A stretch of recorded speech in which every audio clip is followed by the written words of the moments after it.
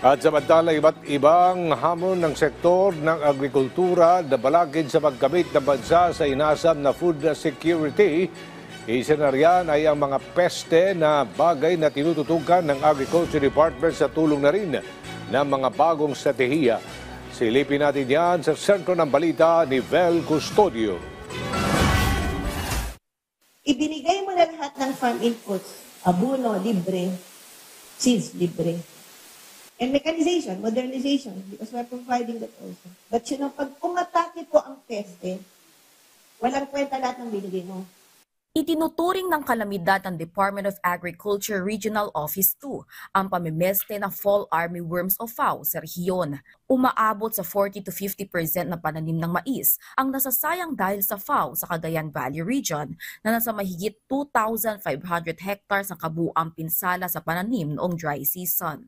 Habang mahigit 3,300 hectares naman ang naitalang pinsala sa wet season, Hunyo hanggang Setyembre ngayong taon, na nakakaapekto sa 37 bayan sa Region 2. Para malabanan ang pamimeste ng fall armyworms, patuloy ang pag-aaral at paglikha ng Department of Agriculture ng genetically modified corn variety na pest resistant para mapigilan na ang pagkalat nito. Halos 60% o nasa 574 million pesos ng kabuang pondo para sa National Corn Program ng rehiyon ngayong taon ay inilaan sa pagkuha at pamamahagi ng mga binhi sa mga magmamais.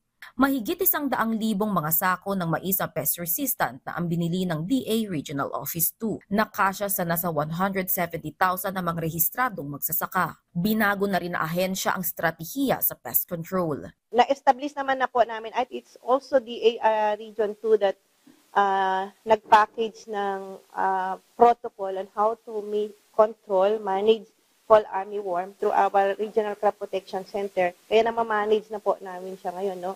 Very active yung ating Regional Crop Protection Center pagdating dun sa pest surveillance and monitoring natin, no? Nagbibigay ng karampatang recommendations and action doon sa mga nakitang may mga pest and disease outbreaks.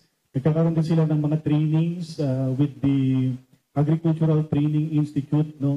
Para doon sa ating agricultural extension workers. Nagtatanim naman ng high-yielding white corn variety ang mga magsasaka para pataasin ang produksyon nito sa kabila ng pinangangambahang fall armyworms. The role now of Cagayan Valley as far as white corn industry development is concerned, we are the major producer of seeds, quality seeds for planting of other regions. Sa kabila ng banta ng FAO, nananatiling biggest corn-producing region ang Cagayan Valley Region sa Pilipinas na nag-supply ng 24% o 1.96 million metric tons ng mais sa bansa batay sa tala noong 2024.